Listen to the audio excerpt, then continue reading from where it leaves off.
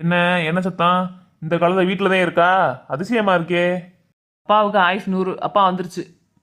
ஏங்க, அவ நாளைக்கு கொடைக்கானலுக்கு போவாமான்னு கேட்குறா. என்கிட்ட எந்த காசு இருக்கு? காசு இல்லை, அதெல்லாம் போக முடியாது. காட்டுக்கு கிளம்புன்னு சொன்னேன்னா காசு யார் தர்றது? உங்க தாத்தா வந்துருவாரு. எப்பா இங்கே வா. அம்மா பால் விற்று விற்று அரிசிட்டப்பாக்குள்ள காசு வச்சிருக்குப்பா, உனக்கு தெரியாம. அப்படியா? உண்மையாவா? இனி எங்கெங்க காசு வச்சிருக்கா? ம், நீயும் பெரிய ஆளுதேப்பா. இதேன் சாக்குன்னு எல்லாத்தையும் கேட்ப. நான் சொல்ல மாட்டேன்.